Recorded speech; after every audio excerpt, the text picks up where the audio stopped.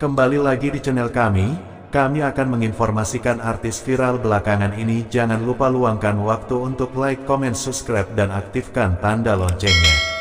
Kasus perselingkuhan menyelimuti kehidupan rumah tangga pasangan sang maestro dangdut pada 1990. Sebagaimana dilansir dari The Reporter, seorang pria yang berprofesi sebagai penyanyi dangdut malam itu Mawar diantar sebuah mobil dengan seorang pemuda yang persis seperti foto yang ada di laptop. Aku langsung mendatangi mereka dan memarahi Mawar serta memukul perempuan itu. Langsung aku bilang meminta cerai. Di luar dugaan ternyata Mawar malah tertawa dan berkata, "Wah enak deh, ndak usah susah-susah minta cerai sama Mas. Mas nanti datang ya di pernikahan kami." Ternyata nak seru nikah sama orang yang jauh lebih tua dariku, semua serba ada aturan dan lemot. "Oh ya Mas, malam ini juga sebaiknya Mas tinggalkan rumahku ya, bawa aja barang-barang Mas yang kuno itu." Tentram dengan wanita pilihannya. Namun ternyata, godaan dan bujuk rayu wanita lain tak mampu menahan nafsunya.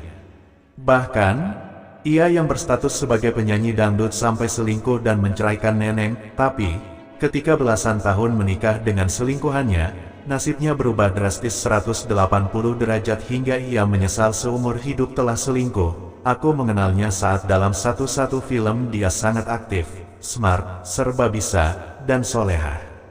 Aku sangat tertantang ketika jadi satu dalam lokasi syuting dengannya. Pendapatnya selalu kubantah meski ku tahu pendapatnya itu benar. Aku sebal setiap melihatnya selalu kekeh dengan programnya, tapi justru hal itulah yang membuat aku mulai jatuh cinta kepadanya. Hingga akhirnya ku beranikan diri untuk menyatakan cinta padanya. Alhamdulillah dia ternyata punya perasaan yang sama denganku.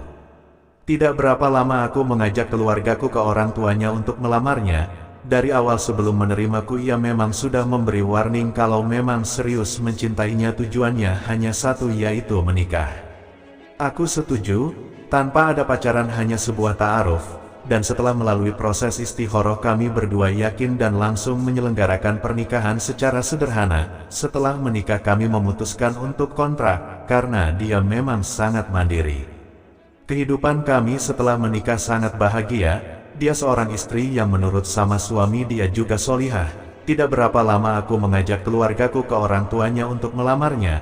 Dari awal sebelum menerimaku ia memang sudah memberi warning kalau memang serius mencintainya, tujuannya hanya satu, yaitu menikah. Aku setuju, tanpa ada pacaran, hanya sebuah ta'aruf. Dan setelah melalui proses istikharah kami berdua yakin dan langsung menyelenggarakan pernikahan secara sederhana. Setelah menikah kami memutuskan untuk kontrak, karena dia memang sangat mandiri. Kehidupan kami setelah menikah sangat bahagia. Dia seorang istri yang menurut sama suami dia juga solihah. Sebagai seorang istri, aku punya banyak rekan yang cantik-cantik dan terlihat pintar. Banyak dari mereka dekat denganku, ada yang karena nilai, ada juga yang benar-benar baik. Tapi meski begitu, mereka semua seakan begitu segar dan sangat menggoda. Aku tiba-tiba merasa jenuh hubungan yang terlalu mulus ini. Kebahagiaan kami semakin lengkap ketika dari rahimnya lahir seorang bayi perempuan yang sangat cantik. Dan beberapa tahun kemudian lahirlah adiknya, bayi laki-laki yang lucu. Terasa klop kehidupan kami. Aku memanggilnya Mawar. Awalnya hanya keinginan untuk mengobrol, tapi lama-kelamaan kami sering bertemu di lokasi syuting. Hingga suatu hari istriku Neneng Savitri mendengar aku lagi bercanda dengan Mawar di telepon malam hari. Bahkan ia sempat membaca beberapa sms-nya. Dia mencoba mengingatkanku, aku pun berjanji untuk tidak mengulanginya. Hingga ia menemukan sebuah foto Mawar dengan tulisan pujianku kepadanya. Dia sangat marah. Aku pun menyesal sudah menyakitinya. Hingga aku pun baru sadar setelah pertemuan kembali ini meminta maaf kepada Neneng. Kesalahan yang dulu diperbuat Rhoma Irama menyesal.